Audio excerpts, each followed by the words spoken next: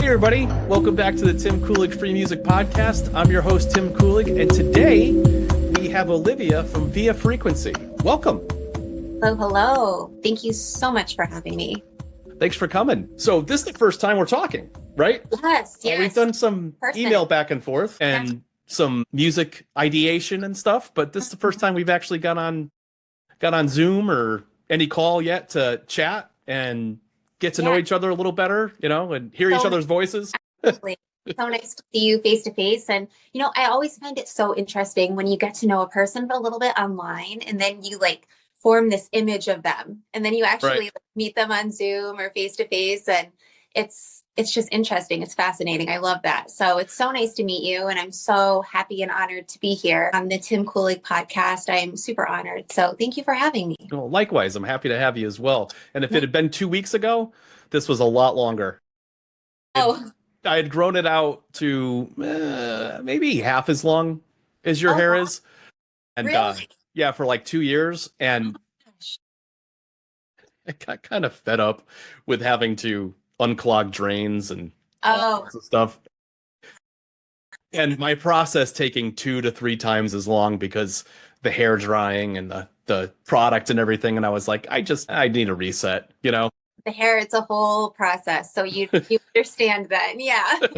I get totally. it. So I don't think I've asked you this yet in any of our correspondence. I mean, I know a little bit of your background from the blurbs that are on your website, but how did you stumble across Reiki in the first place and make it a part of your life? Like, where did that come from?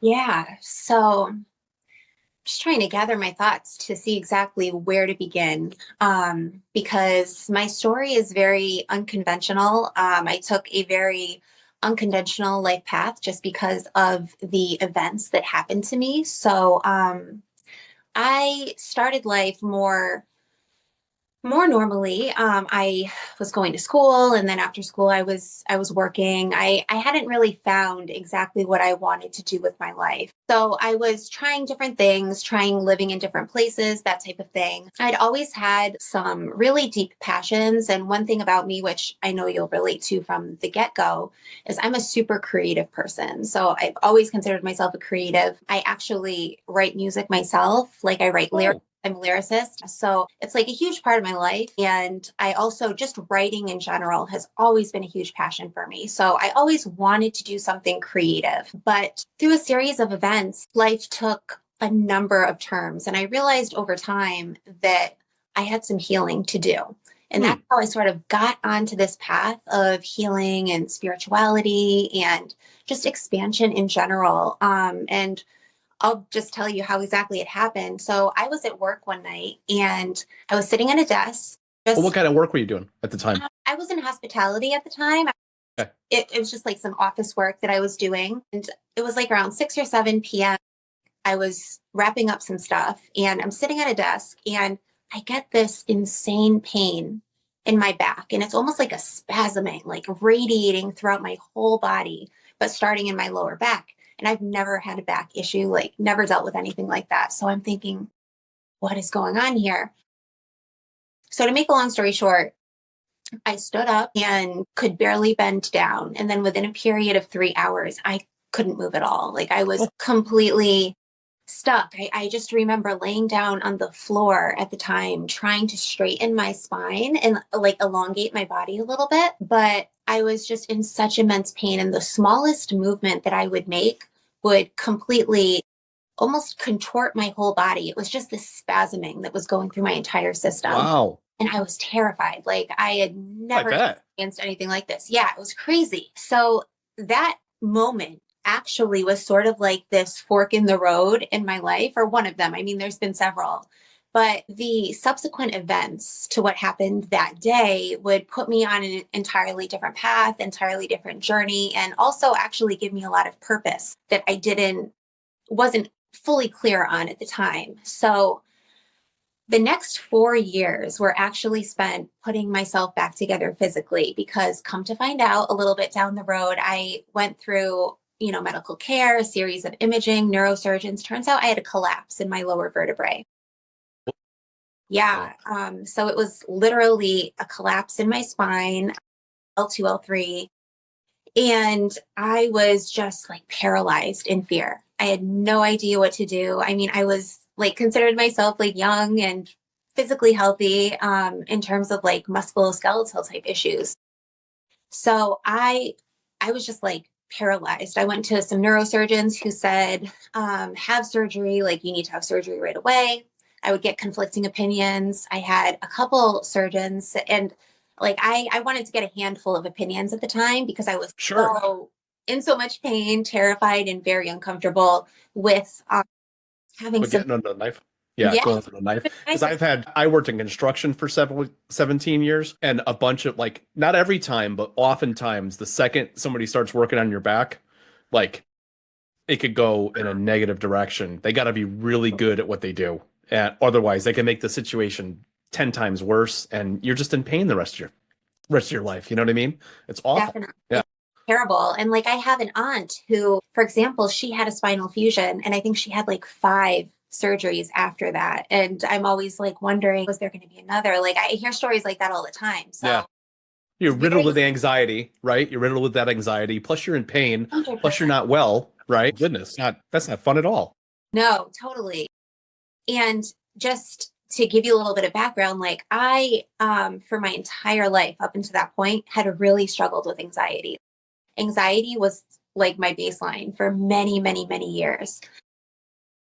So with the physical manifestation happening like in my body, I was just beside myself and I basically just sort of shut down. I didn't know what to do and I didn't actually do anything for 4 years. So Mm. I was isolated, completely isolated pretty much from the world, unable to really do much. I There were periods where I was more mobile, like I could walk more and get out and do things for certain periods, but there were also periods where I was in so much pain that my mobility was severely limited. So you kind of shut down period for you, right? Like you weren't advancing, healing or anything, but you weren't necessarily getting worse. You kind of stabilizing things. Like this is Stagnancy. your new status quo, that kind of thing. Yeah.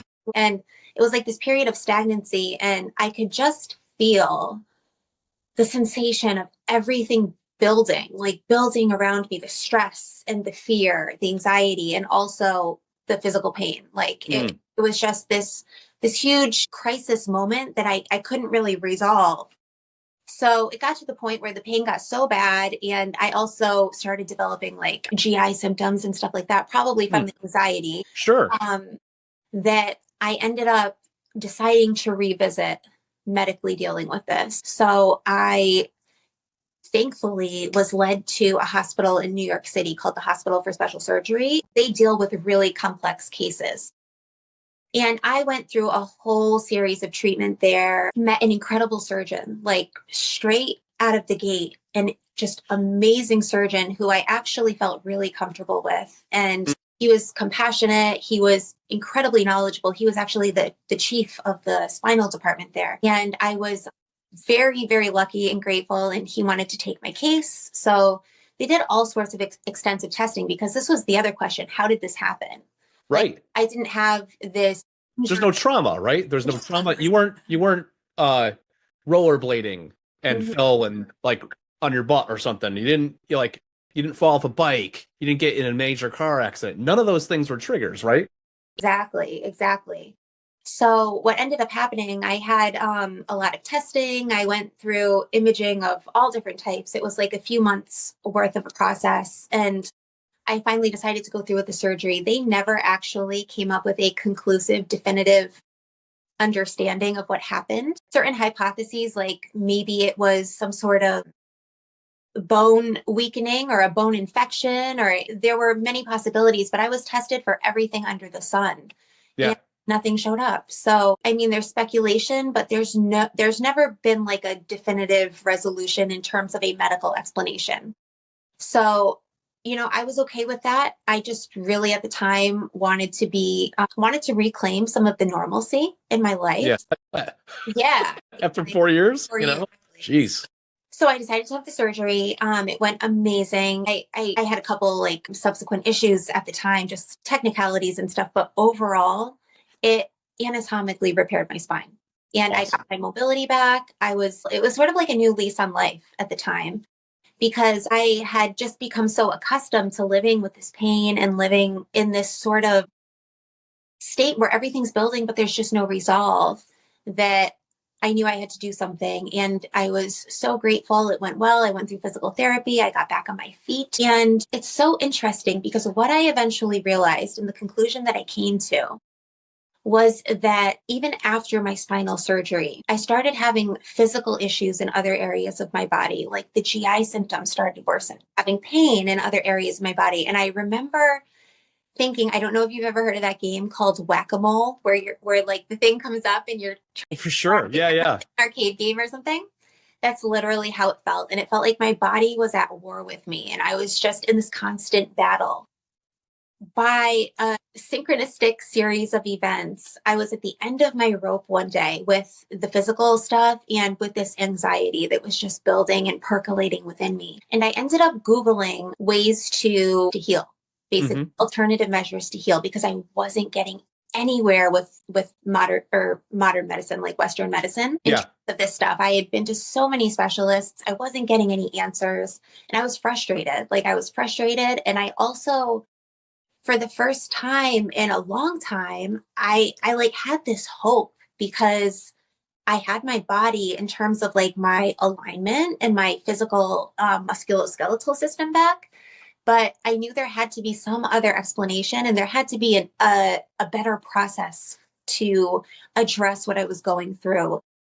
I ended up on Google, and that same day I scheduled an appointment with a Reiki practitioner. And that day was probably the biggest moment that changed the entire trajectory of my life, because I ended up in her office and on the table. At that time, I went to an in-person Reiki session, which Yeah. it can be done either way. And I had like the biggest emotional release probably of my life. And I also had this incredible vision while I was on the table, eyes closed, a vision of like past traumas arising, so many things going on. I was in disbelief, but I was almost felt like I was out of my body a little bit, Hmm.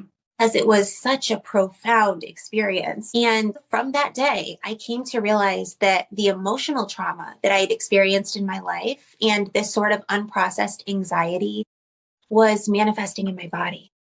Right. And Like you hadn't cleared it from your system, so yes, it was coming out in physical form, yeah, ailments, pains, yeah, chronic stuff, right? Like just because it's unresolved, right? yeah, It's sitting there waiting for you to address it and release yourself of it, basically, right?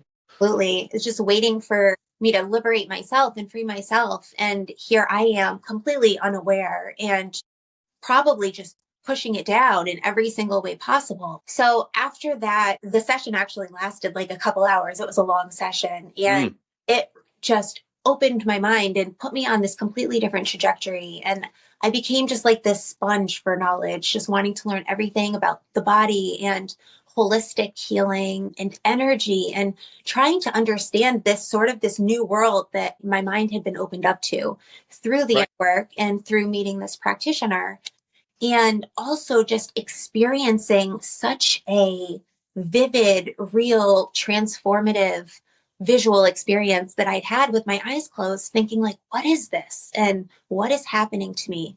And I remember being on that table and feeling such a profound sense of just like love and almost an inner stillness that I probably hadn't experienced maybe ever. It gave me, The love, was it self-generated or was it from yeah, some other source? it felt, I think it's both, you know, Okay. it's because I'm a firm believer that like everything is encompassed within each of us as well. Hmm. And that the practitioner actually at the time, she made a note. She said your heart chakra, which is like the energy center in your heart, was bubbling. And that's exactly how it felt to me. I just felt like I was, something else was in me that was so pure and so beautiful and so moving. And it really opened my mind, it opened my heart, and opened my energy to like, I have not been living. I have been living cut off from this entire experience of life here. And I have to do everything I possibly can to get all these other parts of me and these traumatized parts, because part of the vision on the table is also re-experiencing some traumas and stuff. Okay. And I was like, I have to bring these parts of me here, present. I have to find resolution and I have to integrate the whole. And of course, that wasn't the language I was using at the time, but it was this really just profound, sincere vision of there's something here that I know is real and I want to know what it is. I need to explore it deeper, right? Yeah. Exactly. Yeah. So, yeah, that's basically how I was introduced to Reiki. Crazy story, but Yeah. So then were you in Connecticut at the time or were you somewhere else? I wasn't Uh, Connecticut.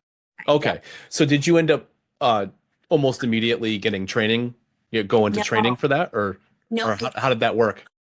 So I didn't almost immediately get training. I actually took like a period of a few years just to sort of focus on my own healing process and Gotcha. really go through those traumas, explore my psyche. And I worked with this specific Reiki practitioner for quite a while. Like I was going to see her weekly. So she was doing the energetic work on my system and basically harnessing that trauma to come to the surface so that it could be processed and released. And every time I would leave her table, it was like an epiphany, an insight, or just like this new perspective on life would come up for me. And I'd also never felt such a sense of alignment. Like I would just feel I was accessing these states that I didn't even have context for.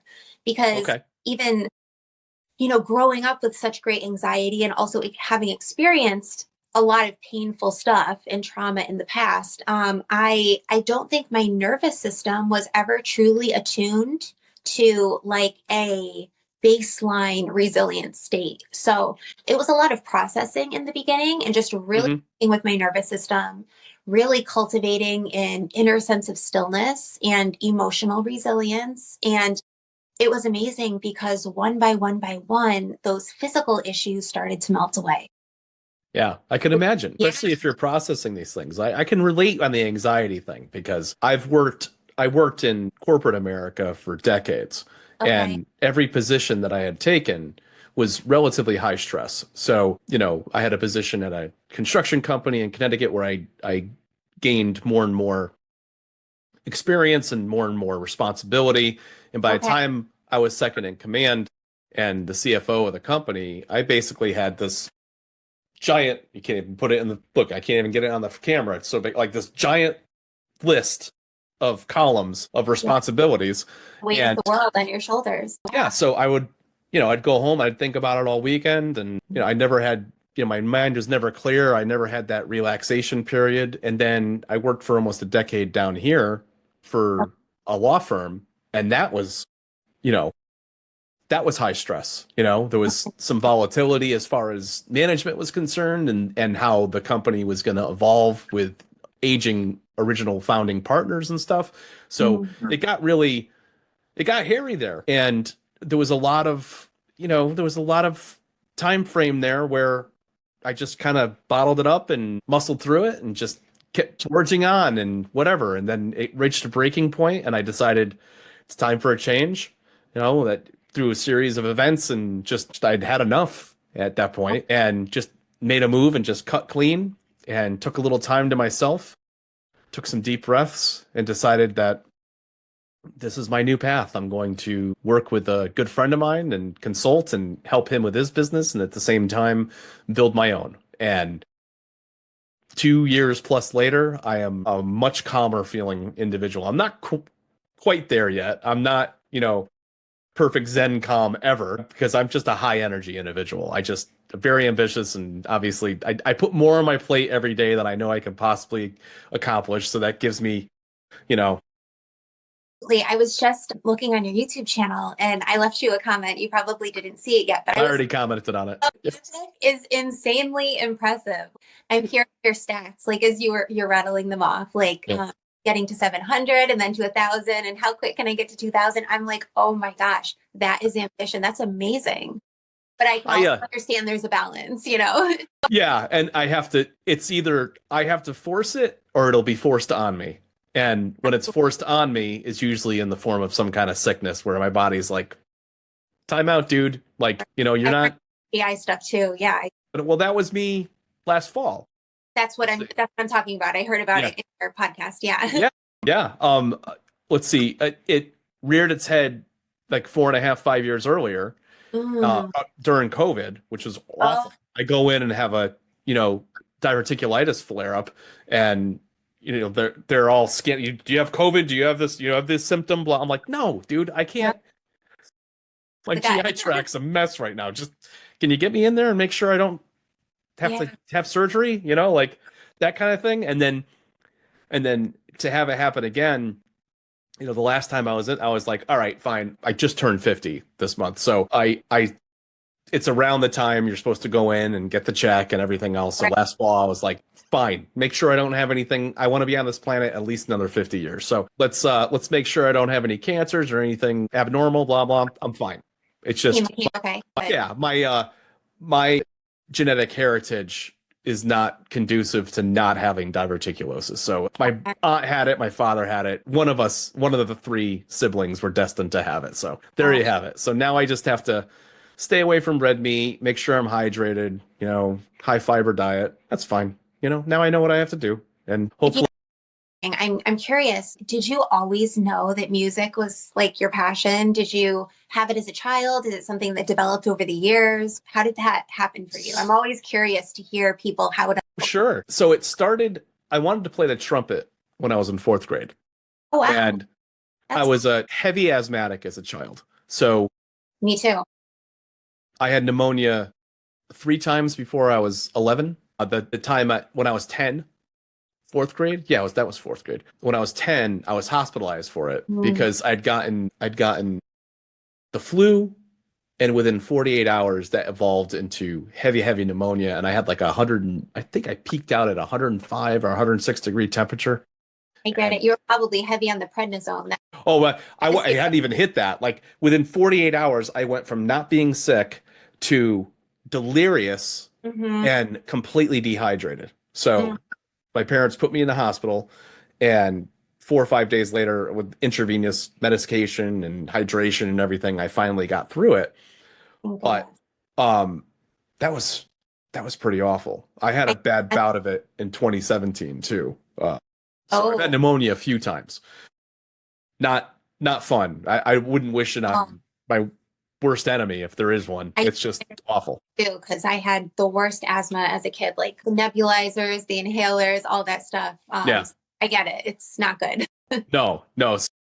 Um, but my father was at the time, my father was like, no, trumpet's not ideal for you're asthmatic. He's like, why don't you play the keyboard? Part of the reason was he had seen some guy out playing the keyboard, and he had all these really cool, like,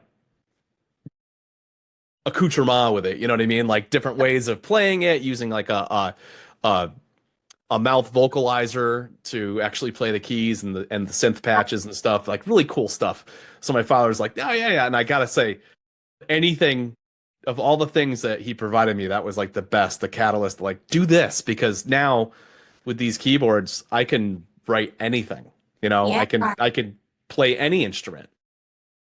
So it started there, and it built into, like, I had a digital studio before a lot of kids didn't have a digital studio at the time. Like I had some pretty cutting edge stuff, which was pretty cool. And then once I got a job in high school, I spent pretty much half to three-quarters of my money on buying new equipment and writing music and stuff. And then there was like a time frame where I had a falling out with my old man, and between like 18 and 23, 24, and I kind of drifted away from writing music for those several years, and then I jumped back into it when I was like in my mid 20s. And then from then on, I would do little side projects and stuff, but nothing substantial. I wasn't in any bands regularly.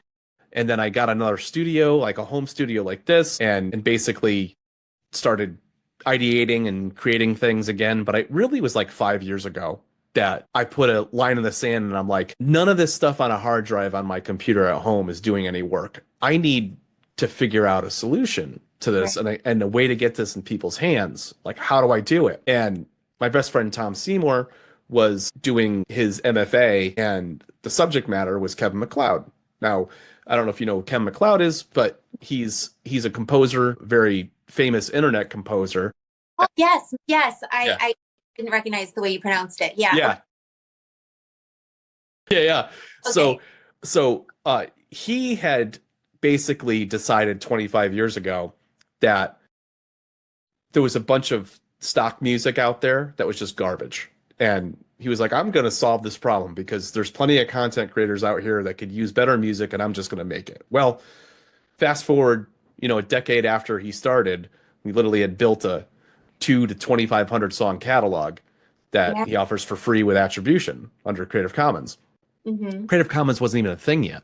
So he was just like, this is royalty free. If you want an extended license where you don't have to tell me who I am and who you got your music from, it's an added fee, whatever. So that was basically the MFA capstone movie that I helped co-produce with my best friend. And Oh, in the process, I got to meet him and interview him, and we got to know each other and became friends. And now we work together. We work together, and I am following his footsteps. Basically, that's how I found the path that I needed to write music and distribute it the way that I'm doing it now. you both are kind of like pioneers of the providing the music to content creators and doing it without a fee. Yeah, yeah. I mean, ultimately, it's a pretty it's a pretty simple gesture, right? It's you can use it for free. You just have to put me in your show notes. It's Yeah. Like you yeah. make what we do possible 100% because I can tell you from personal experience. I mean, I haven't been on YouTube forever, but I've been a couple of years now, and Yeah. it was almost impossible to find good music that wasn't either super expensive or something affordable.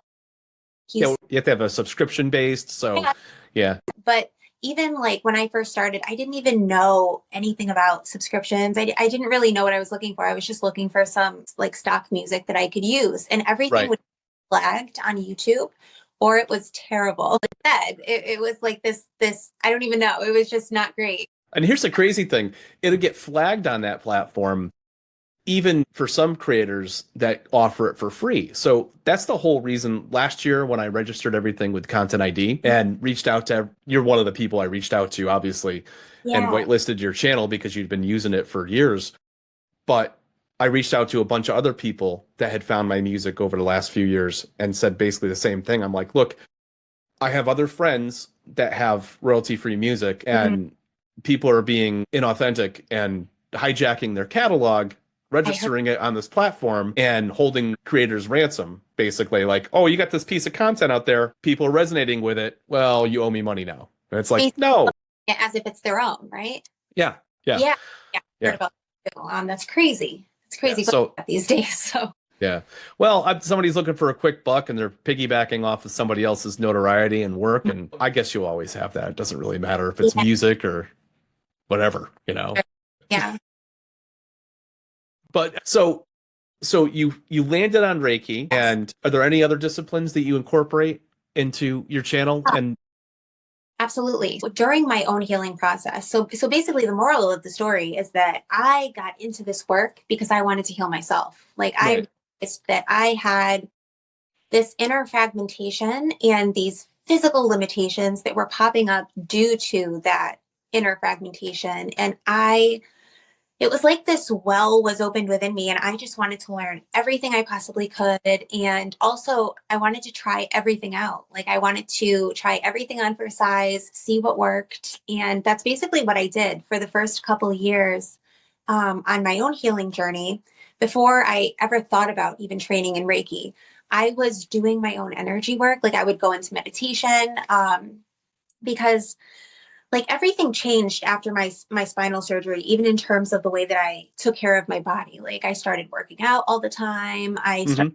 incorporating different dietary structures. Like I eliminated certain things. I would try different things. I became like very interested in nutrition, and I just really wanted to understand this body and like how it Mm. actually operates, and also the energetic connection between how things actually manifest in the body and what could possibly be going on energetically that is impacting that. It just opened this whole new realm for me, and I was like a kid in a candy store, like just wanted to learn everything. And I mean, I'm totally still on that journey. But I would go into meditation every day during this time and I would do my own energy work. I would sense into an issue I was having, or sometimes I would just sit and observe. And I started experimenting. I started trying different things, trying different methods. And I started to realize that what I was doing in my mind, I could feel in my body. And I was like, wow, this is so interesting. And I was just also being exposed to so much energy healing because I was going to the Reiki weekly for quite a long time and then on and off after that. And since then, I mean, I've experimented with so many different holistic healing modalities like hypnosis and acupuncture and all Mm-hmm. types of energy healing. If I have the opportunity to try another modality, like I'm the first to try it. I want to try it all. I just love stuff like that. So I was doing all different types of things for my own healing. And I was also experimenting myself and really seeing what was making the difference and moving the needle and giving me impact in processing my own issues and with my anxiety and all of that stuff. And I realized that during that time, I had undergone like a series of identity shifts within myself. So then I was totally just inspired to learn about the subconscious. And I'd always felt like there's some sort of guiding force that is dictating no matter what I'm trying to do with my free will, there's always this like invisible hand that's somehow pushing me in some direction or that I can't get over this hump. And it inspired me I to, call that the big magnet. yeah, I could I call it the big, like sometimes I just succumb myself to the big magnet because there's parts of my life where I feel like I'm running up against a wall over and over again, and I'm like, what is it? Like, I want this to be finished. I want to fix this. I want to like learn this or whatever, and it won't let me do it. And I could tell you there's a spot in my life in the last several years that was, and I was aspiring to become a CPA, like a full-blown CPA. I had a master's degree and was doing accounting finance work for years, in the two companies I told you earlier. And I was studying for the CPA exam and I just kept hitting these brick walls in my study process over and over and over again. And then finally I left the last company I was with, and now the work I'm focusing on now, inclusive of the podcast and everything else, seems just so much more natural and so much more part of who I am inherently, intrinsically, to my core, that that's just like a whole different life and a whole different person to me. I could still do the accounting finance. In fact, I still do in many ways. I do it for my own business. I do it for Kevin's. I like there's that stuff that's real and necessary, but not to the extent of being, fully licensed and everything. Like that just I was never gonna do tax returns and stuff like I have no interest in that. I have an interest in helping and building value in people's lives, but not necessarily with that. I wanted to have a different connection, this kind of connection with music, with something creative, with another creative, and combine those two things together and have a synergy, you know, of production value, like and make sure that I'm providing something on a regular basis that the users of what I create are looking for. that just recharges you and fulfills you in so Yeah. many different ways. I understand wanting to take on something like the CPA thing or wear a different hat because it might look really great on paper or it might logistically and technically look amazing for life, for whatever reason, whether Yeah. it's A financial goal or whatever it is. But I feel like life has this way of coming in and redirecting us sometimes or Mhm. moving us away from certain things. And then there's the probably what you call the big magnet. Is that what you Mhm. Yeah, yeah, and exactly. our tendencies and what our patterns, what's so ingrained and so imprinted within us is like this other force that's sort of moving us either in the same direction or trying to, keep us safe and keep us comfortable. But there's this other mechanism or whatever to the algorithm of life that's redirecting us or pushing us into maybe something that's a little bit more aligned with who we are or Right. where we're eventually supposed to end up. And it's so interesting because when I look back at, my life or other people's lives or your life, like you wonder, could I have just started there? Like, or did I have to go through all that stuff in the middle to actually Hmm. arrive at that point? That's a curious statement because, you know, if you'd told me 6 years ago, let's say, that by today, by 50, Mhm. this is what I'd be doing and focusing on, I'd probably tell you you're nuts. You're crazy. Like I don't see a path for that at Hmm. all, you know? But that's where I am, and I can't imagine being anywhere else. And I've had some friends and cohorts say like, "Well, man, if you had been writing like you've been writing the last 3 or 4 years, like 15, 20 years ago, how much bigger of a catalog would you have had?" And blah blah. I'm like, "No, no, no, no. None of that would have happened because the only reason I can write what I'm writing right now is because of who I am right now. Exactly. I had to get there, right? So I have an appreciation and a respect and a gratitude for those people that I was for the last 45 years. And now for the last 5 years, I've become the thing that I've had to put on a shelf for a while Hmm. because well, I chose to. I didn't have to do anything. I could have just died if I wanted to. Not that that's like positive, but you know what I mean. Like Yeah. I chose a different path and different responsibilities because of my life path at the time. So Hmm. so knowing that I did that and knowing that now I gave myself the space and the ability to become this thing that I know has been building inside of me for decades is just, it's a gift, even if, Absolutely. God forbid I was able to, God forbid I passed away today, I wouldn't want to, but I know I've already made an impact with that and I been able to do stuff.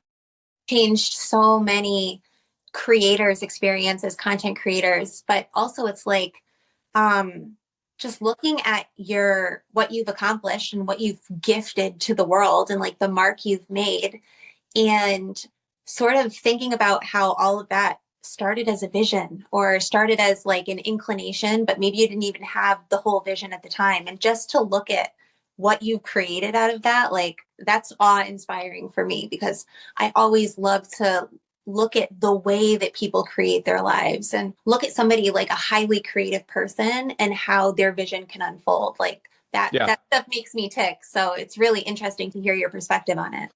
Well, one of the things I had been doing the third and fourth quarter of last year was checking out other people's content, like yourself, my friend Kelly Clark, who does like a D&D channel on Twitter and on YouTube and everything. Throughout What all of them, what's that? what's a D&D? Dungeons and Dragons, like Oh, role playing games, theater of the mind, right? I was looking at all these different channels, their content, and more importantly, the tribe and community built around that, the mhm. following, the interaction, with the channel, with the individual videos and everything. And I'm like, fourth quarter last year, I was like, you know, I've been kind of flip-flopping with my podcast. I'll go and I'll be consistent for a few months and I'll stop. I'm going to this Podfest in Orlando in January. I should start taking this more seriously. And then something just popped in the back of my neck and it was like, this is an advertising extension of everything that you are and everything that you do.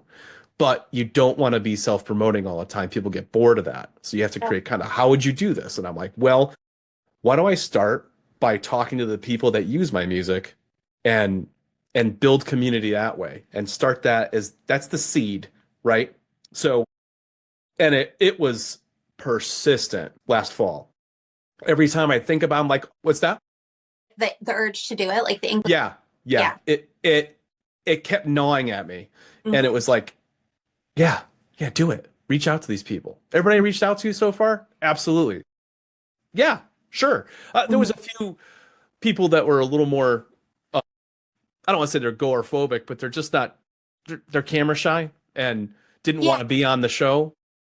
Um, I don't care if it's audio only too. If people don't want to, they have a faceless channel or whatever, that's fine too. Teach their own. There's plenty of very successful people out there that don't show their face, Yeah. which is fine. Something in me, in my core of cores, is like, do this. If you want to build a tribe, this is how you do it. You show gratitude to the people that are using your stuff. You give them a platform to talk about who they are, and you continue to do this. You continue this interaction and this collaboration. And like, my brain is like, you're on to something. I don't know what it is, but stop overthinking it. Just do it. You know? So, yeah. Yeah. Yeah. Just let the magnet pull you. I think that's awesome. And I mean, what better way to build community, but also like what better way than to reach out to the people who use your music. And they're probably from all different walks of life too. So it's probably like this super diverse group of people, and they're all going to bring something a little bit unique and novel to the podcast. And you can kind of go in whatever direction you want with it. Oh my gosh. What's up? Quick hello. You want to say hi, Kimby? You turn around. He's got kind of a gimp right leg. I'm not trying to make fun of him, but ever since he was a baby, he kind of held it off to the side, you know?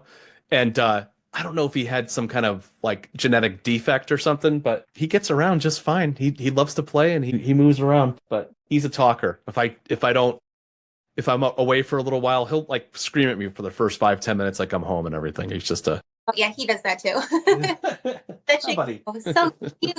He reminds me of the cat that I had as a child, whose name was Shorty. Like that is Shorty. That's so cute. He's a Oh, good boy. He's a so buddy. cute. But yeah, that vision I think is super powerful. Plus I went to Podfest in January, and The episode about that too today. Yeah. yeah, that was really incredible. There was so much more to learn than I could possibly absorb. So I Where was ended up, it was in Orlando. okay. So, and I think they have it, I think they have it in Florida every year. I forgot to ask the founder if Mm, that's the case. It moves around locations, but I think they keep it in the Orlando area. But ultimately, it's the longest running, consistently running podcasting expo in the world. wow. And this was their 11th year iteration this year. Oh, A lot of cool things to learn about, like SEO and how to promote it, the tools you can use. In fact, if I had gotten my stuff together prior to this interview, we would have been doing this on Riverside.fm, which is an online platform where you can capture interviews. And then when you're going through and processing the footage after the fact, it actually records everything in separate tracks, so you can do all the editing online, and then wow. you can actually do show notes and everything. It's all you can do it AI generated. It literally pulls the transcript and gives you all the stuff you got to drop into your YouTube channel. Like it made chapters for me, so now I can. Yeah, I'm like, this is awesome. Just for a couple $100 a year. It's really cool. So Yeah, it kind of springboarded me forward. Me absolutely. knowing also I was going to do this with more people this year. I'm like, yeah, I need to understand these other tools and everything. So it's And really, probably really, being opportunity too at the pod. yeah, yeah, Yeah. yeah. I met a bunch of people. I've still got to do the follow up at this point, but like literally, like it was like about a week ago now, and just coming down off of it and trying to let your brain absorb all the information, because you go to like these half an hour sessions and it's like tons of good information, tons of good information, tons of good. I'm like, okay, I got to go back to my room for an hour and just relax and let my brain absorb it, you know? Sensory overload. Yeah. Yeah. Yeah.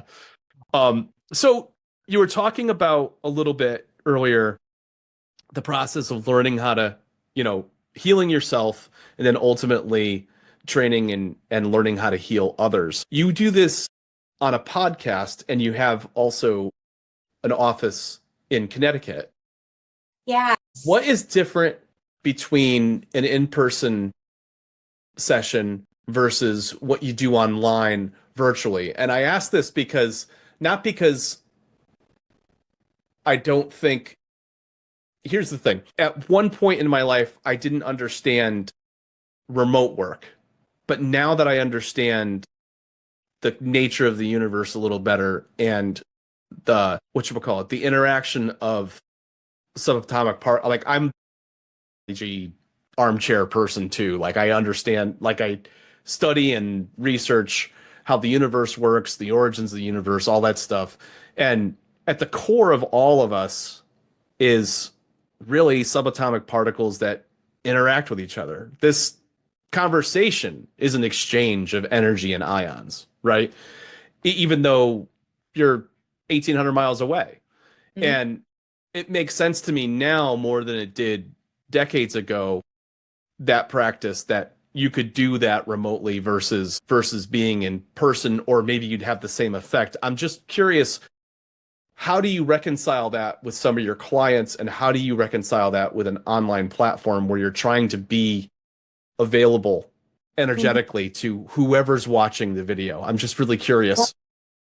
Yeah, that's a really interesting topic. And actually, right now, I'm exclusively working distance Reiki. So, Okay. healing. So, it's given me, it's a shift from the traditional office setting and from the intimacy of being in an in person, having in person conversation, having in person work. I mean, to be honest, in the beginning, it took me a little bit of time to wrap my own head around like my human left brain understanding of the world and physics and everything, how distance healing can actually occur. Yet I'd experienced it myself so many times. And Right. once you have like a direct experience, it sort of lays those doubts and those sort of objections that come up in the mind about some of this stuff to rest. And it also took me because although I'm very creative and very sort of right brained, I also have a very scientific side of me. Like I too Mm. love to delve into the science and I love to learn about the mechanics of how things work. And I just have a part of me that's very much very scientific too. Like I consider myself, yes, like an energy worker and an artist of my life, but I also consider myself like a scientist of my body and my being and how things operate and even of the universe. And I think I'm always going to be that way. Like I'm just always going to want to learn everything I possibly can about a thing. It's kind of always been in my nature. Like the surface level, the superficial level has never been enough for me. So that just naturally over time led me to begin studying all different topics and to begin looking into things like quantum mechanics and all of that. Mm. Um, so probably the same things. And I can tell that you are also into that because I look at some of your song titles and stuff like that. Yeah, yeah, yeah. So I definitely get that. But I definitely like even after learning about the science of it and how through processes like quantum entanglement and other things like that, we can affect energy and particles at a distance. Sometimes like that's really hard for people to wrap their minds around. And Yeah. they've never really experienced an energy healing or like a very profound session where like my first session, not every session is like that. Oftentimes there's like a progression or there's Although, because a person's probably blocked, yeah, right? Like try to get through, and 100. if they come to the session, you, if I had to imagine what your mindset was walking into that first session, you were probably at the end of your rope, and you're I like, I will accept anything right now into my being if it's gonna make me feel a 1% better, right? absolutely Yeah, like total desperation. yeah. And So I'm ready. Like I was ready to, give me whatever you got because this yeah. is working for me. Yeah. Yeah, is there a pill? Is there a massage? Is there anything? I will do it, right? Like at that point, you're probably just fed up. So Right. you are perfectly open to whatever the universe was ready to give to you, right? And conventional methods, like the mainstream medical and the pills and all that other stuff, they Yeah, weren't. So right. I knew that there had to be an alternative and I didn't wholly trust that or know that at the time, but like you said, when you reach a certain point of desperation, it's sort of like I think the mental shackles sort of fall down just enough for this portal to open in the mind to a different outcome to sort of occur. And I really think that's what happened. Yeah. Yeah, that comes back to stories, right? We tell ourselves stories all the time, all Mhm. day, every day, most of us. I mean, unless you're some guru that can be in the moment every single day, and even they aren't. Even No, they lose their path, right? Even the good ones. my, Um, But we constantly like we have this inner dialogue. Most of us. I found out I was like 2 years younger than I am now when I found out some people don't have an inner monologue.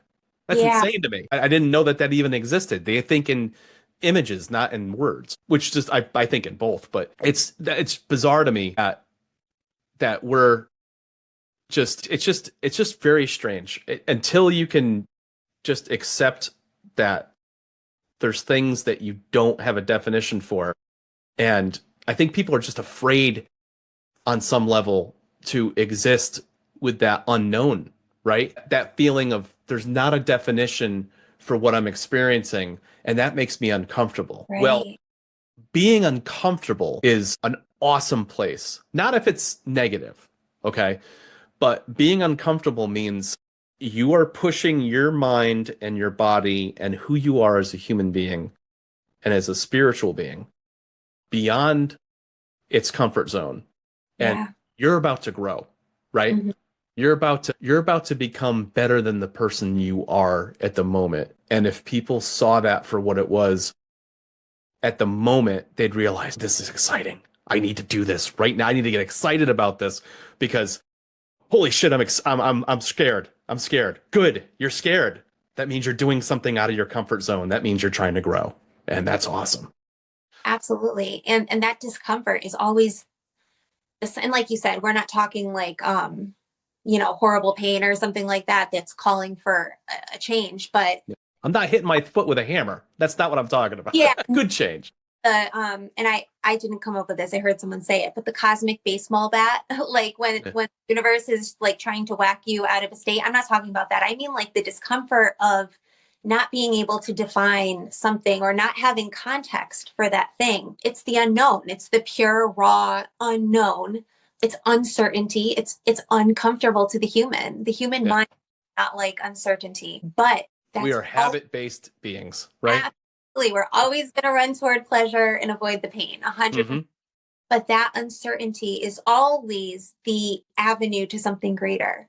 Like I think so many people, especially with certain narratives, even in society these days, and even in the spiritual community, like they hit that uncertainty and then they want to turn around because it's maybe they think it's I don't know, not a good frequency, or that they're doing something wrong, or a sign that they're on the wrong path or something. I always Mm. like to say, because like I've run into this so many times in my own life, that uncertainty and that unknown is the precipice of everything, of so much expansion. And you sort of can't hit the expansion if you don't hit the uncertainty and the unknown. Like it's just a part of the equation. I found that like yeah, that stream of consciousness that you can experience if you stop pushing back and trying to define everything is the ultimate flow work state, right? Yeah. You just like there were times even in the corporate stuff where Mhm. I stopped trying to micromanage and I would run at stream of consciousness. I'm like, you know what? Today I feel like before I dive into everything I have to do today, I need to take a 5 minute walk around to all my staff and just check in. There's something that just tells me I have to see what's going on. And like half of them at the moment were either confused about something or needed to talk about something, even if it was personal. You know, I was able to like vet that off and vent that off rather, and get that out of their head so they can focus on the task at hand, right? Mhm. Or or deal with something that they felt like they were alone about with the job, but now they had a voice for it because I came there and I offered a platform, if you will, for a quick second to let me know, oh yeah, all right, well, put that aside. We'll talk about that later. Let's meet later this afternoon. We'll do that, blah blah. But it literally wouldn't have come if I hadn't just listened to my inner voice saying, let's take this approach today, or Yeah. let's focus on this today, just and when I find that when I quiet myself enough to hear that, I find that the days transpire much more the way that I want them to. And it's hard because the mind is going to be yapping and telling you to do the complete opposite. It's going to say, like, stay in the comfortable, or don't take any risk, or don't take anything that's off of the beaten path. It's got to be done by 4 o'clock. And it's like, relax, it'll get done. list, like the ever evolving, growing to-do list, when the thing or the answer or the key is like right beyond the to-do list, but you Yeah. can't because the to-do list is in the way. Yeah, I totally get it. Totally get it. Which of your videos do you find people resonate with the most? Is there a specific subject matter that people like the most? You know, it's interesting. I think probably one of my most popular videos is on the nervous system, which is so fitting because that's probably like the biggest piece of my own life's work with myself. Right. And I think that life very much has a way of making us experience what we're meant to share with the world first. Well, that comes from a very authentic place. If you've got an audience member or members asking for that specific Reiki Mhm. session or Reiki focus, then then you're coming from a place of a person that's already experienced that. That- So the authenticity is 100%. There's no illusion, right? Like I was there. Let me try and bring you to that place too, right? 100%. And also like when it's a topic like that that is like so close to my heart and just resonant with every part of my being or that I've experienced on so many levels, there's also just this like a almost like a vulnerability that opens up within me. And also this I guess it's a passion. It's like a want to share on a topic like that. Hmm. It's something there's some essence that is cultivated through the experience of pain. Once you begin to see the light sort of after like a very dark tunnel, there's some wisdom or something that comes out of that. And it creates this space within you where you want to outflow and over sort of like pour out to other people. I Yeah. think like the nature of going through things and then being called to share something with the world because there's almost like a whatever that painful event that catalyzed that process is also creating this inspiration that can then feed other people too. So, Right. like any coincidence that that's one of the topics that people really tend to gravitate towards. Do you get requests pretty regularly for different videos? And is that what inspires you to do the various videos with different focus? Yeah, so I get requests pretty often. I have like a super long list of requests that I Yeah. try to chip away at little by little. And sometimes like when I'm sitting down to do a session, like I may carve out a certain amount of time to film on a daily basis or like I never go into that knowing what I'm gonna with the intention that I'm going to be working with. Like I sit down, I quiet my mind and I wait for it to come in. Really try to approach my sessions in the most guided and open-minded manner as possible and open Oh, heart and just energetically because I find that I definitely need certain forms of structure like masculine structure and I'm trying to think of the word.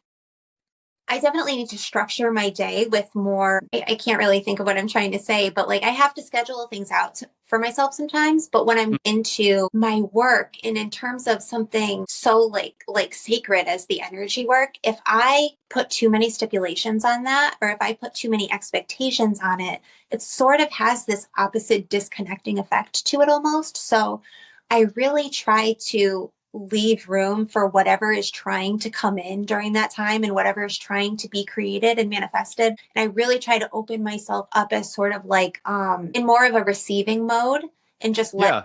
go me because that's the nature of Reiki in itself. Like I'm just opening my vessel up. I'm just opening myself with the channel and that's not my energy that's being transmitted. Like I kind of step aside. There are other forms of energy work that I do in my videos that involves my own free will and stuff like that. But in terms of the actual Reiki, what they call Reiki universal life force energy, that has nothing to do with me. I'm just the channel for that. I find that with the intentions of the videos and the topics as well, the best ones come sort of either right in the moment or they'll come to me when I'm doing something else totally unrelated, but in a flow state, like when I'm creating, when I'm writing, if I'm working on a song or just jotting down lyrics, or maybe right before I'm falling asleep, or when I'm waking up, or when I'm exercising, like when I'm Mm. just open and receptive and in that flow, that's when the ideas will come in. But when I sit down to do the work, I sort of try to set aside my own like ego a little bit and just allow Yeah. trying to come through because that's how it works the best. Anything else, I'm creating tension. It's almost like I'm creating a resistance. That makes perfect sense to me because that's pretty much how the writing process works for me with music. I can often dip into different styles and ideate in those styles, but not always. And Mhm. when I don't hit the mark, I usually fall into a different style. A perfect example of this was this past fall. Okay. So for 3 years, including this past fall, I've been promising myself, dude, you're gonna make some Christmas music. You have to do a Christmas album. Okay. Yeah. And I'm like, I don't care if you I'm like, I want to do multiple styles, blah blah blah. But every year I'd build it up to this big thing. I'm gonna do like 8 songs traditional, 8 songs lo-fi, 8 in jazz, 8 this, blah blah. And I'm like, I have this huge thing. I ended up doing a compilation album of like 8 to 10 tunes this year Okay. that included like 3 different styles, right? Cool. Because I was like, you gotta get it out, right? But in the journey to get there, I ended up writing another jazz album, which I had no intention of doing.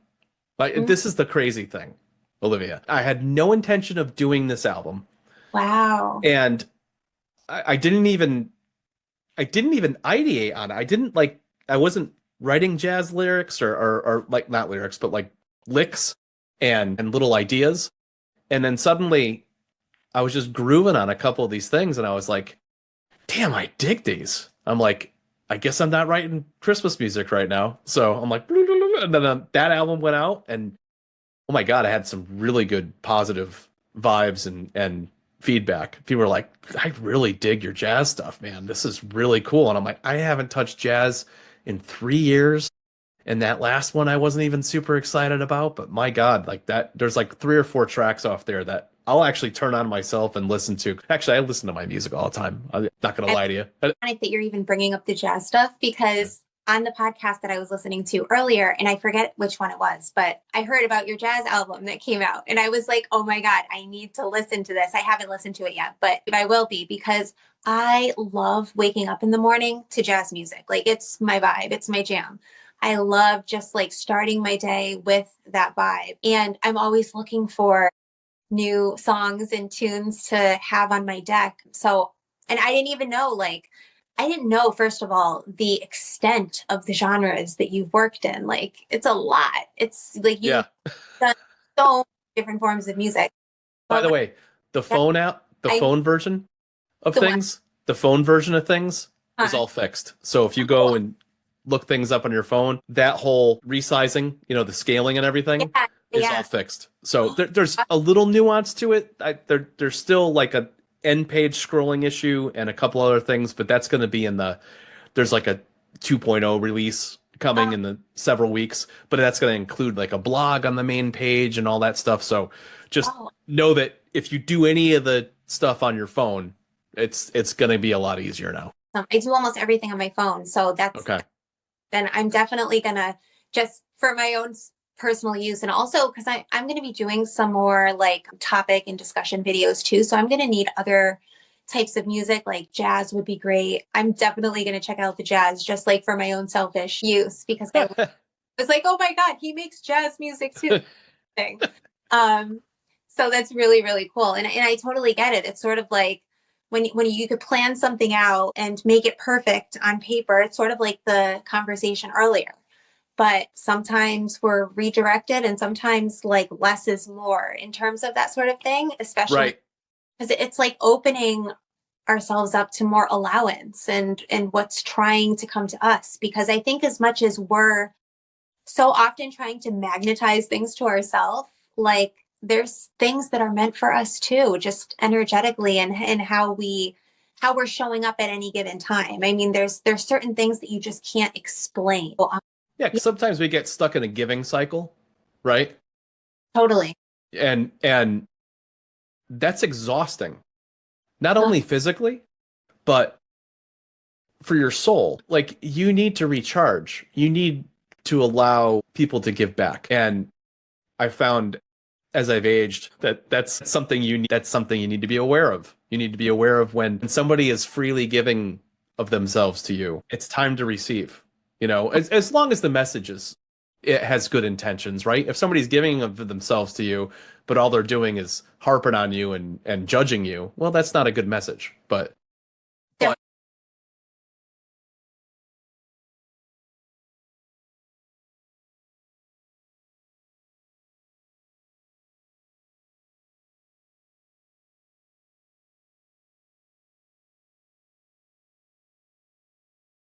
talk to me a little bit about that. Some of the challenges you faced with Yeah, things. Tell me about that. I think, well, yeah, one of the things is just that energetic exchange. It's like there's everything in life. Like I've become so aware that everything, right down to conversation, right down to everything's an exchange of energy. And if there's no like balance or equilibrium there, then it's very easy for us, especially as creators, to get depleted or to Mhm. sort of drawn out. So there's a lot of measures that I take in order to sort of harness my energy in a way that I don't feel overtired. And I'm the type of person like I my schedule is super super busy right now, so I'm always feeling a little bit like I'm going in the next direction just because I put a lot on my plate because I love to create. Like I like you said, you're a higher Mhm. energy person. You're always creating. I'm that way too. Like there's so many things that I want to create, and there's so many ideas that come in my brain on a daily basis and that move through me. And if I don't write those down, like I know that's almost like this hidden potential that I'm not cultivating and I'm not securing because it could be gone just as quick. And then sometimes they come Right. around, but sometimes we lose them, you know? And also, Sometimes it's just a cool idea that you yeah, didn't need to iterate, and that's fine, right? But totally. coming from the place of anxiety, it makes sense to me because, I've had a history of anxiety. You've had a history of anxiety. They say depression has its seeds in ruminating on the past. Anxiety has its seeds in ruminating on what is to come. Peace comes from living in the moment, right? Absolutely. Yeah. So I find that when I get anxious about things, it's me worrying about things I can't control yet, or I can't even control at all. There's not a lot of things I can control. The only thing I control is my reaction to things. Everything Absolutely. else just happens around me, Even myself, there's my own brain has this inner dialogue. I'm just sitting there on the couch watching some dumb show, and it starts going through like, "Hey, what about that person you never called back in high school and left them hanging? How do you think they felt?" And I'm like, "Dude, that was 35 years ago. Why am I thinking about that right now? Totally. No, my brain does the exact same thing. It's like becoming aware of that is the biggest step because for a lot of people it's just yapping on autopilot and so easy to get lost in any one of those streams of consciousness that most will just lead you in a circle round and round and round in sort of Yeah. this eternal cycle. I think most people don't take the time to listen, process, and forgive themselves for making the wrong choice. They made the best choice they could at the time, right? Absolutely. Yourself, whoever else, whether that was the wrong choice or not, it remains to be seen. They put somebody on a path that maybe was negative for a while, but now they're a much more structured and enlightened being later on. So maybe they were supposed to have conflict for a while, Very Yeah. strange. Not that I believe necessarily in predestination, unless it's something that we choose to do because we come here and we choose to be here in the first place. I'm very open to any of these things, obviously. I was brought up Roman Catholic. You'd never think it, you So know. I hear you. So lunar opposite of that, obviously. Not that I don't think that there's not some things positive to take away from any organized or formal religion. No, they value in everything. Absolutely. Yeah, there's some value in many of them. The disvalue I see is in exclusion and in saying one group is wrong versus one is right, or exclusion for any reason. Without getting super political, but like, whatever stance you take on anything, I feel like live and let live. If somebody's not doing something negative to harm you or harm others, then what do you care about what they do with their life? Right. That doesn't make any sense to me personally. Right. Really come to look at like even like a huge part of even my work now and just the perspective I see things through is that no matter what path we end up on or how wrong of a path we might judge it as, or someone else might judge it as, like that path is catalyzing something else. Mm. Whether there's like the immediate expansive effect or whether that reverberation comes a little bit later, like the pendulum is always going to swing and there's some expansion that is going to be had from that experience. So I try not to like ever isolate anything as like 100% bad, or of course there's a lot of things that are, you know, harmful and this and that, but I definitely agree. I definitely agree. And I also just wanted to say that, like, we were having the discussion about needing to sort of recharge and have like boundaries as well. Like that's been a huge part of my own process, even the past couple of years coming online, just because Mm. that's dealing with a lot of energy. And that's not something that I think you're ever prepared for when you put yourself out in front of the world. And I knew that I Right. to share myself publicly for quite a long time before I did, but it took a lot of inner work to get the guts and the courage to actually do it. Like Yeah. a lot of wading through my own psyche and a lot of until finally I just had to sort of like dip my toe in the unknown and be okay with whatever happens. But Yeah. Well, I think people, again, it comes back to stories, right? We do these stories in our heads and we think something's going to be a certain way because we've predetermined it. We've run the story over and over and over again in our head. And we're like, oh, I'm going to do these videos and people are going to think they're dumb. Oh, I'm going to do these videos and I'm going to talk about what I'm doing and nobody's going to give a shit, right? Mhm. Like all these different stupid things that are not stupid, but they're these subconscious narratives that go on in our head that aren't even necessarily coming from a place of us consciously thinking it. We're just, when we have empty space, we just throw words at it, right? Mhm. Our brain just throws words at it and it tries to make sense of it. Again, trying to recognize patterns. You know, I don't see the flower of life in front of me, so I'm going to figure out what the hell's going on around me and I'll define it. And if I think there's even a remote reason that it's wrong or it's negative or whatever, I'm going to make that narrative for you. And that's going to push you away from that because I don't want you to feel uncomfortable. No, no, no, no, no. We want you to get to a place of equilibrium because that's my job. Your job Mhm. is to find peace and find harmony, blah, blah. Like, not at the expense of not discovering who you are, though. Like, that sucks. Yeah, staying in the comfort zone, in the like prison and the constraints of that balance, but never pushing yourself outside of your limits, because Yeah.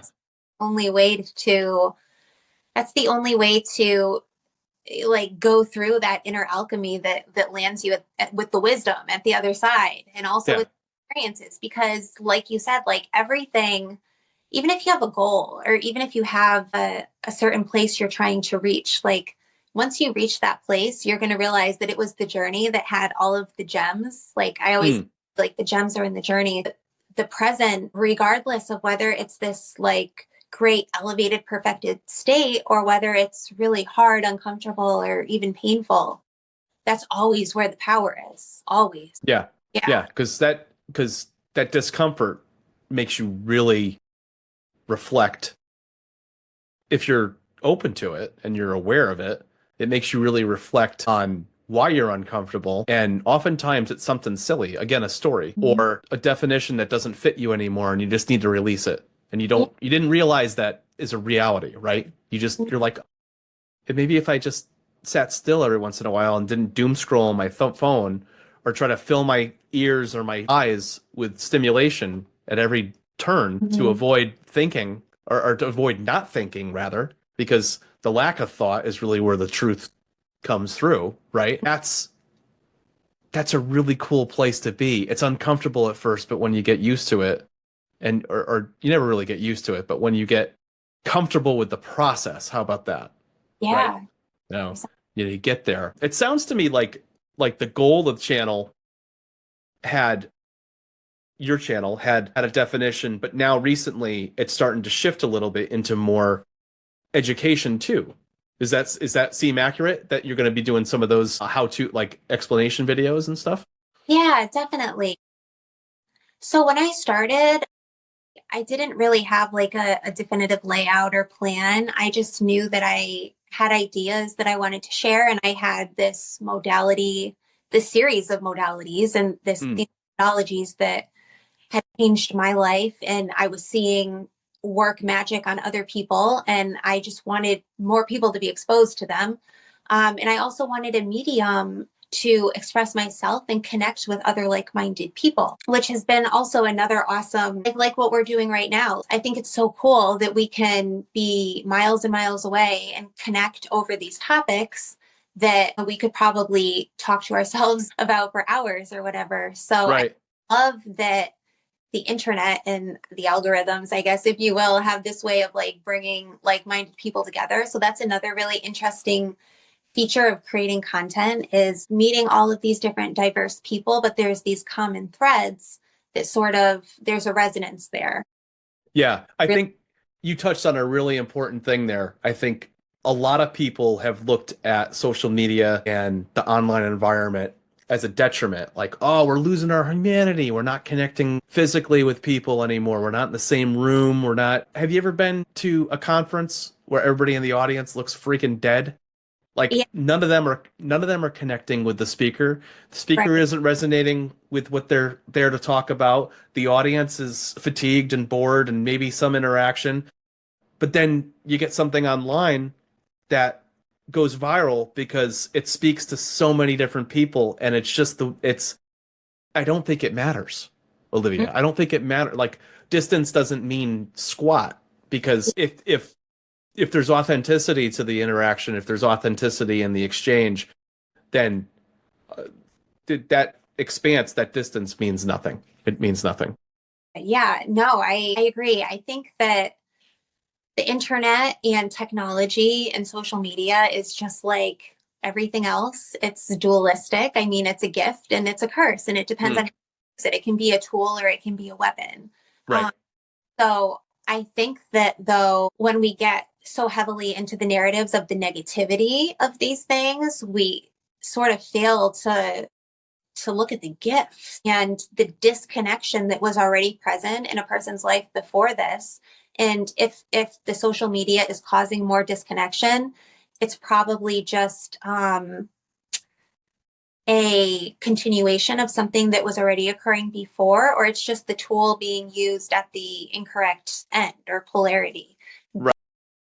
I mean, I think social media has also been an incredible resource. I mean, for me personally, but also for humanity. How else would so many people be able to connect and organize and realize the resonance, even break down cultural barriers, like Yeah. people across the world that you maybe never thought that you had anything in common with, or maybe you even had some sort of wall against for whatever reason, maybe an upbringing type thing, whatever it is. It doesn't just have to be cultural, it could be anything. But to see the humanity in another person just because you both resonate on the same level or you connect over a certain topic, I think that social media can be one of the greatest tools too. So, yeah, I think it's really just about how it's used. And for me personally, coming online, like community was a big thing for me because Hmm. didn't have that in, like, I'm still finding my tribe in the world. Yeah. Yeah. So, Was that pure organic growth for you, or did you do a combination of targeted advertising to draw people to your channel? Because I can tell you, without getting your response yet, I've had to do a little bit of both. okay. The nature of my value add is very unique. So getting people to come to free music is not the easiest thing in the world, especially if they don't know who the heck you are, right? Yeah.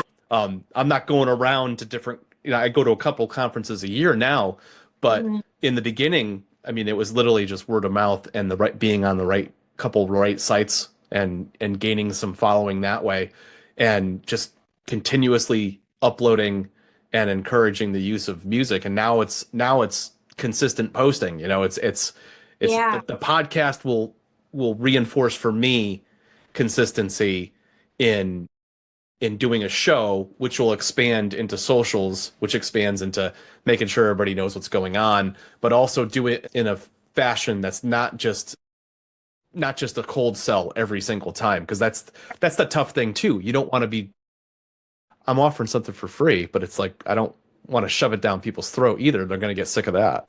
Right. Yeah. Well, here's the thing. I think that as content creators and as people who operate in this social media space, we sort of have to wear all the hats. So we have to do the creation and then we have to be the marketing also. And for me personally, this is all still very new to me. A lot of credit for knowing how to do all of that stuff. I'm trying to learn about it. It's all But new to me too. Like the it's last couple of years, it's oh, all new to me.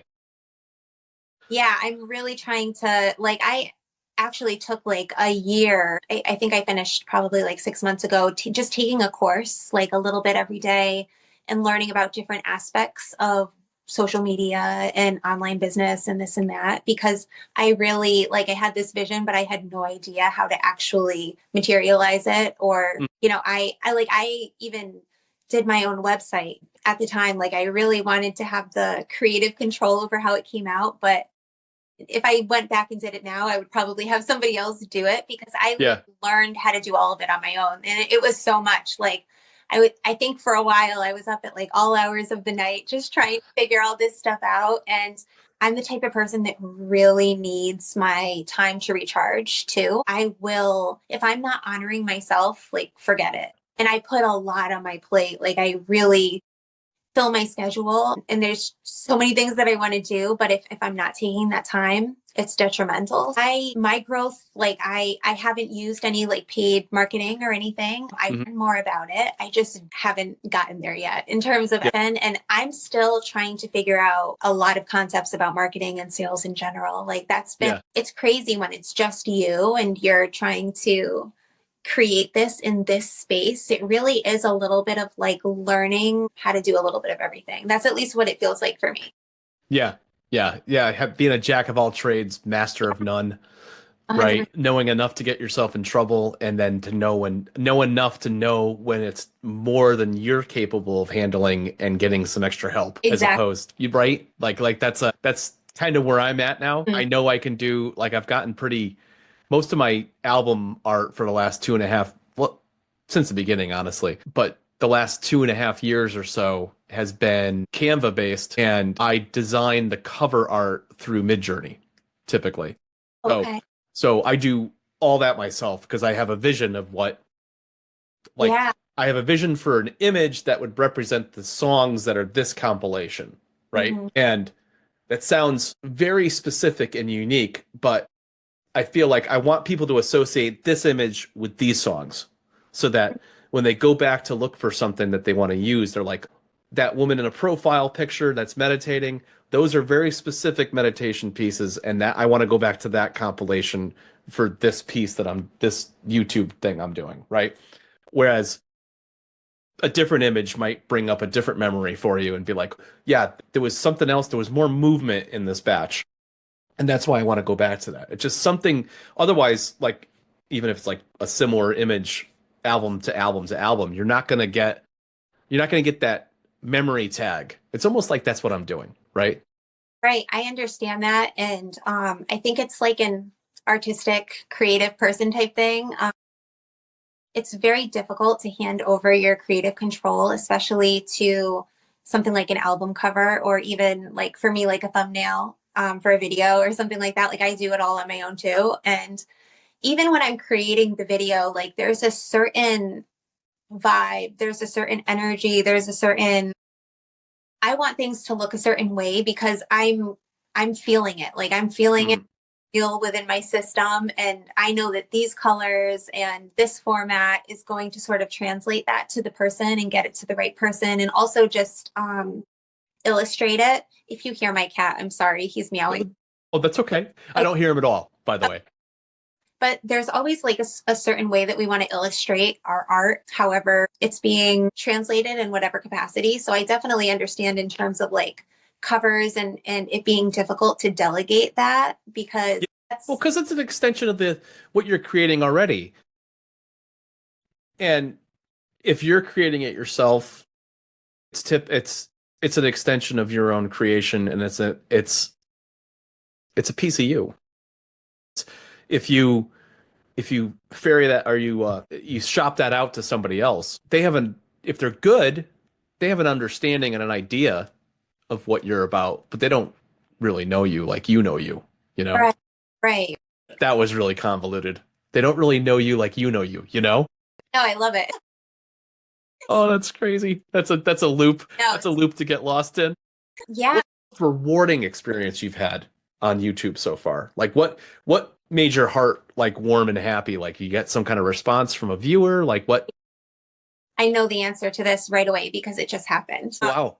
Yeah, like maybe a week ago. I was just reading this comment to my mom because I get really, beautiful comments all the time and really beautiful feedback. And I'm so grateful and so appreciative when I feel like it's translating. But there was this one sentence that moved me so much within because Oh it boy. yeah, it made me realize maybe even more than I was consciously aware of my own intention for my channel and for my I'm on TikTok too. So for all the work that I do, I realized that there was this one central, I mean, there's many intentions obviously and really hard to limit it. Like I think especially as artists, we could go on and on about our mission statement and like about describing our art or our content and everything. The It was just a YouTube comment and it said something like, when I watch your videos or when I look into your eyes, when I watch your videos, I feel so seen and heard. And Oh, that's hit me in my heart because you could take any other comment and I love them and I appreciate the feedback so much, but this comment hit on something within me that I wasn't even yet aware that that's exactly what I wanted. Like that's exactly what I wanted my channel to translate as for people. Like I want when somebody watches a session or my work, I want them to feel seen. I want them to feel heard. I want them to feel supported and accepted no matter what's going on in their life or no matter who they are or what they're experiencing. And, I think it also, just to be fully transparent, I think it goes back to my own personal wound because I'm like my life experience, especially growing up, but pretty much for a lot of my life, like even into my early adulthood, I never felt like I really fit anywhere. Like I was always like I like to use this analogy, like the square peg trying to fit in the round hole or like trying to find my place in peer groups or in the world. I just never really had an easy time doing that. So I think that I really wanted people to, when they came to one of my platforms, like I really want them to feel home. Like I want them to feel that I'm there and that this energy is there with open arms and that they're welcome under any circumstances, no matter what they're mm, through, in any walk of life. And just also, it doesn't matter like who you are, what your past is, what you've experienced, or how you felt in relation to people or the world in the past. You can come here as you are and have some time to just be nourished and supported and loved. And when that comment came through and it was like, oh, I feel so seen and heard, it just tugged at my heartstring and it clarified for me too. This is my exact intention that I wanted and it's translating. So it was a really like fulfilling kind of full circle moment for me because I really yeah. like you really want your art to land with people. Like you really want your offering to be received. But I guess as artists, like as creators, we always question if it's actually happening or if the resonance is there. And it made me realize that for this person, it totally was. And that was just so rewarding. So, That's awesome. That reminds me of times, and they happen, that anybody that's creative, if they tell you it doesn't, they're lying. Everybody questions themselves constantly. Am I yeah. on the right path? Am I wasting my time? Should I go back to traditional work and, pull a W-2 paycheck and blah, blah, blah, blah, blah, right? And I can't tell you how many times over the last 3 years plus that I've started to fall into a funk like that. And Mhm. then it'll be as subtle as a comment on a video Mhm. or a random email that I get from somebody or a random PayPal donation, even a buck. Like, I feel like the dollar is like like, the ultimate, like, I took the time to do this. Yeah, And it's just this little thing, but I just wanted to tell you that I appreciate what you do. And I'm like, that's that's like handing me a pile of gold. It's just, yeah, absolutely.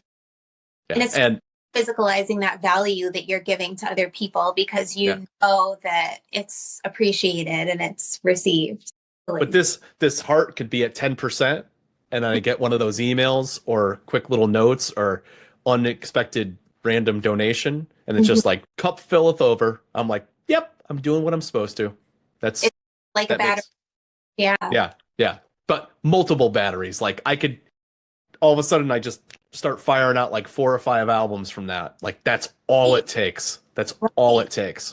It's amazing how the seemingly smallest thing can open the door to so many other things because it's like this inspiration recharge too. Like you're just overcome with inspiration in those moments. And I definitely understand that. And I love those moments. It's feel so depleted and instantly you're refilled. And sometimes it's Yeah. not like those are very special specific moments and sometimes the refilling process looks a little bit different, but when those Hmm.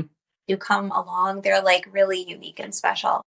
Yeah, sometimes you need multiples depending upon your state, but I find that that happens anyway. That usually happens anyway. So if somebody wanted to get involved with and understand Reiki more and the process of how that could help them, how would they navigate your channel in a way to really like to get like a 101 and then start building off some of the other content you have and gaining the benefits of your sessions? How would they go about that? Yeah. So to get in contact with me about my work, I always have my website in my descriptions of all my videos. And people can go if you go on my website, I have a lot about my story on there and sort of what calls me to do this work. So I always say to people when you're starting this type of work, like an energy healing or some type of something that requires resonance. It's something that you need to have a draw or a connection to a person. Like, even when sometimes people ask me if I teach Reiki, and I'm not currently teaching Reiki, but I always say to them, like, do your research and go with the one that your heart is sort of drawing you to, that your intuition is pulling, because it's sort of the same thing with a healer. Like, you could go to somebody where it looks great on paper, all the logistics are there, but if the resonance isn't there, I just personally think that's really important. The person who's holding space for you should be somebody that is also filling you in a way. And I think that's a little bit different for everybody. Like everybody has a different set of unmet needs, but I think Hmm. the action of holding space in an energy healing session or in any type of healing modality is meeting unmet needs in itself. Like the energy is doing a lot of the work and the energetic manipulation is doing a lot of the work, but the actual act of holding space in a session and being with somebody and them knowing that you're right there with them and you're sort of metaphorically holding them for a little bit and saying, let it all go, like let the rest go, let the world go, let your thoughts go. All you have to do is be right here with me right now, and the rest can wait. I always say to people, like, go with a person that you're being called toward. Go with somebody that there's some inner magnetic force that is sort of pulling you there.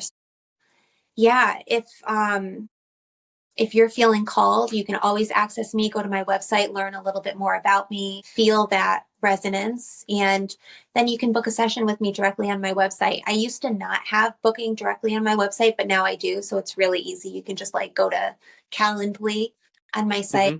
I have a host of different offerings in terms of energetic sessions. Like I have my core session offerings in different times.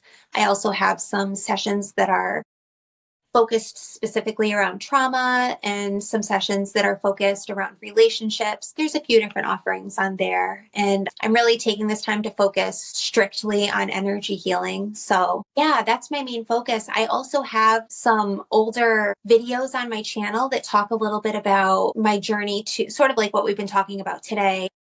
in this queue of unedited videos that I'm working on right now, I have a lot of information about the methodologies, about the modalities, and also just about my path and what people can receive from this healing. So all of that's to come on my channel. There's going to be a lot more information like we talked about. Very cool. It's all going to be available. And I'm also on TikTok where I do like bite-size bits of healing because the videos are shorter, obviously. Right, right. And do more sporadic topic, shorter video. Yeah. Oh, that's very cool. Yeah. Very cool. Well, I'm looking forward to the evolution of the channel. That the training, I always like to, I mean, obviously from earlier, you can gather that I'm an investigator by nature. I like to understand the foundations of things, you know? So, I love that. And think, by the way, with your channel, because what I think that I'm just going to tell your audience how we connected online, because I'll never forget this. You had commented on a video that I'd used your music in. And I was like, oh my God, it's Tim Kulig. I'd been like checking out your music for so long. And I remember writing on there, is this the magical Tim Kulig? Pronounce your name, by the way. oh, you absolutely pronounced Okay. it correctly. Yes. I was like, is this the magical Tim Kulig? Like I was so excited because I loved your music. So I'll never forget that. But I think when I first went to your YouTube channel, it was before you started putting most of your content up there. So now that I've started to explore your channel and like your podcast and everything, I'm so excited to get into some other episodes too. Over there, excited. Yeah. What was happening that my distribution network is such that it publishes to YouTube, and you can actually find my music on your phone if you're doing a YouTube short. You do a long form content on your phone, you can't pull up the music, but if you're doing a shorter form there, you shorter form on TikTok or Reels, it's in all those places. So Oh, I didn't know that. So it's yeah, still top too. yeah, yeah. So That's what I'll awesome. have to do is I've done some content in the past, but I've got to do some more now this Mhm. year. And what I'll do is I'll periodically nudge out that content as or at the very least like pin it to the top of all the those social media channels so that people understand, hey, this is how you can edit a video and make sure you put my stuff in there and you have pretty much almost 0% issue with That's incorporating my music into it. Because if you use the platform's editor, it's part of their music, it's part of their library. So you'll never have a problem. You know, awesome. it's when Or I'm sorry? that newer, like a newer feature to YouTube Shorts, because I didn't think that you could always add. I could just not know how to use it, but I Yeah. didn't always incorporate music. But I realized over the summer that like now I have the option to pick music in the shorts, unless it was always there, which it could have been. I think it was a rollout a little over a year ago when they updated the algorithm and they were incorporating things with their platform's newer content, which was the shorts. The shorts was relatively newer. It was there Yeah. to battle Reels and TikTok. So, and Mm. it could still be doing that. It could still be a replacement for TikTok, although people say that a lot of people say they're going to move over to Reels or whatever. But my stuff's in both places. Ultimately, some platforms, if you use a third party editor, sometimes there's conflict between what they have in their library and what you've brought into the table to the table. Mm. Like, I tell this to everybody that has a YouTube channel and is frustrated and struggling today. YouTube's not what it was 20 years ago, right? Mm. 20 years ago is a bunch of people putting meme videos up and having fun and taking copyrighted information, splitting it up and making, mashups and stuff like that. You can get away with it. Today, Yeah. today you put 5, 6 seconds of something that's heavily copyrighted and forget it. The whole thing's going to get flagged and you're done. So every content creator on YouTube and any other major platform for that matter is in essence their own TV station. So that's one of the things, that's one of my goals this year too, is that I want to do a super deep dive on like the top 5 or 10 platforms because YouTube is 40% of TV that people watch. I mean Yeah. that's the crazy, like almost half of TV is watched via YouTube. So Well, yeah, just personally, I can tell you, I never turn on my TV, but I'm, yeah, checking out something on YouTube. So it's the future. It's literally yeah. or now. Yeah. Yeah, I mean, YouTube and Mhm. streaming sites have their own barrier of entry and whatever. I mean, ultimately, you have to treat your channel like it's a TV station, and you have to vet all the content that you put up there. So you put a third-party video clip that incorporates some music. You better know what that music is, Absolutely. or you're going to get a flag. And I think some of the passive creators and, younger creators that maybe don't know all the rules and everything and aren't privy to like legality and everything, they get frustrated Mhm. because they do stuff and then they get these content ID flags, or even worse, like a copyright, strike.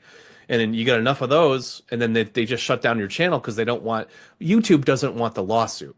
So they'll just get rid of you and move on and have you move on. So it behooves people to understand what they're getting into before they start. And that's a value add that I've put a lot of thought into the last quarter last year. And I'm like, in addition to building up this podcast, I am definitely going to add some value by giving people guidance, because it's a constantly morphing and changing space on all those different platforms. And I just wanted to say, like, also another aspect of your work that has been so valuable. First of all, the website, like your website is, despite like the little technical issue or whatever, looks amazing. And it's Well, so thank you. easy to copy the text, the attribution text.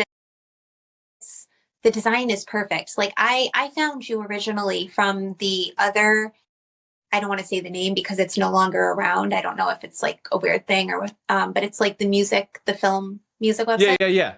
So that's where I found you. But to be able, whatever happened with that website, it changed. So then like I wasn't really sure where to get music from. And a lot of times, like as content creators, like if you go to a site, for example, Pixabay, I think is one of them. A lot of those tracks, they'll say you can use them, but then you upload them and you get a content issue, like a strike or whatever on YouTube. I host mine up there on Oh, Pixabay as well, and I'm very explicit about that's the term, right? About how you absolutely have to cite me. You're like, I'm registered in Content ID. Here's the text block that you need to mhm, include. If you have an issue, here's my email. Like literally, like whatever the terms is, like, because Pixabay doesn't care. Their terms of service are, it's free to use, but you also have to, if you look through their terms of service, they say be sure to look at the page, the profile page of each individual artist. They may have stipulations. So that's my one stipulation, is like, hey, you just need to put this in your show notes. That's it. And I've had a couple people make that mistake, and I'm like, yep, no problem. This is what you need to do. Hey, thanks for using my music. And I'll always sandwich it. I'll be like, thanks for using my music. Here's how to fix it. Thanks again. Let me know if you have any problems. I can get involved. And then they typically are like, oh, I love your stuff. Thanks so much. I'm sorry I made a like the apologize. I'm like, don't worry about it. The value add also is to hold your hand and let you know how to do it so you can no, use it. that's so generous of you because we're living in a time when everything is available on the internet. I mean, even books, like people are constantly trying to post like free PDFs of books that's a person's work. Like some, I know Right. authors are okay with it and everything, but like that's a person that could be a person's life work right there. And they deserve to be attributed and credited for their work. And same thing with like even digital courses. Like there's a whole side of the internet. I wasn't even aware of this, but now I am, where digital courses are being posted like that you have to purchase. So Right. somebody's like, long hard earned work could be sitting here and it's just being pirated on the internet. Like it's It sucks. One of the first movies I did with my best friend Tom Seymour, within 24 to 48 hours of them being released in a digital format or even the physical format, back when they were VHS tapes, they were on Pirate Bay, they were online, they were up there immediately. Immediately. So a long time ago we determined, like, look, first and foremost, we're doing this for the art. And if we make money at it, great. Because we're not setting up shop in LA. We're not pushing these to some big studio and asking for $20 million for a budget. We're literally looking at obscure things in the movie world, in the movies, the cinema space, and doing a dive on it because it's interesting to us. You know, in reflection of that, hopefully it's interesting to somebody else. And so far, the four or five that we've done together that are documentary style, have really resonated with audiences. You know, we've done the festival circuit, which is like the best way to get it in front of people's faces now, Oh, as awesome. far, you know, as far as like a low budget is concerned. Right. And I'll tell you, you know, that I've attended some of the screenings, and the people running the shows have been really grateful for somebody showing up that's actually part of the film. And then one of them, I had like an impromptu talk, and I ended up standing up there for 10 or 15 minutes answering questions and explaining our process and how we determine what we're going to do for a movie and that whole thing. But it's just, I don't Wow. know. It gets so much easier. And then there's people that they're like, oh, I couldn't do what you do. I can't stand in front of somebody and talk. I can't like look, I can't get on a camera and talk to people, blah blah. I'm like, why not? Why not? It's the thing that you're passionate about and you love to do. Why would I could talk about making songs or other creators and their process forever. It's one of the most enjoyable things to engage my time with. Right. Yeah, I think once you sort of break into something new, then it's easier. I think a lot of people, you get used to being a certain way or certain patterns, and then it can become rigid. Like you cannot see yourself breaking into another option or whatever. And like, I get it from like the social aspect of coming on camera. Like, I think that's probably difficult for some people. And also just like vocalizing themselves. Like, I understand it's a natural human fear, Hmm. but the more we push ourselves and the more we expose ourselves to different things, like we naturally adapt. And a lot of times those limitations are just the construct of our own mind. So Yeah, it's exactly. sort of break them down little by little. I mean, it doesn't have to be all at once, but even trying new things. Like, I'm a person that really likes my routines, and I like my day to operate in a certain way. But sometimes when I do step out of that and try something different, a whole new world opens up. Like, Right. You so realize like if I'm not as rigid, these kind of things become available. Hmm. yeah, yeah. Wow. Okay. And Yeah. then you like another way of doing things or another aspect of life could serve a really important purpose. But if you always stay in the familiar, then of course you never figure that out or find it or give yourself the opportunity to even try it. So, Right. Right. Doesn't mean you have to change your whole worldview. It might just be like, hey, you know, once a week I should make myself available for lunches because staying connected with people is important, you know? And yeah, it's 2 hours of my life, you know, and I'm gonna eat anyway, so why not do it right, and share that time with somebody I haven't caught up with in a while, you know? exactly. Stuff like that. Well, this has been great. I'd love to have you on again and you know Absolutely. keep track of the progress of what's going on with the channel and everything. I'm certainly going to be watching it much closer now, knowing that you're going to be putting out some additional content and some how-tos and everything. I'm very excited about that. But Yeah, I'm glad you're. for yours I'm too. Like, sorry, I was just talking over you. Go ahead, say that again. oh no, I'm sorry. Yeah. I didn't mean to talk over you either. I said I'm excited to explore yours. Like, I know I said this, but I didn't actually realize how much more you have now. And I'm like so excited to check out all the podcasts, and all the music is on YouTube too. And sometimes I just like to listen to stuff in the background. I Yeah. can't tell you how valuable your music, and just I love your art. So, and as a content creator, it's invaluable to have a resource like that. And I'm just so appreciative. And I also like really want to support your journey on YouTube and whatever other platform you're on. So I'm really excited to explore it also. Well, that's all. I couldn't do it without you and other content creators that use my music. So Yeah. thank you. Thank I you very much. could never thank you enough. And like for even creating some pieces for me and just reaching out and connecting over the music. Like I'm so grateful for that always. Absolutely. So you can find me on YouTube.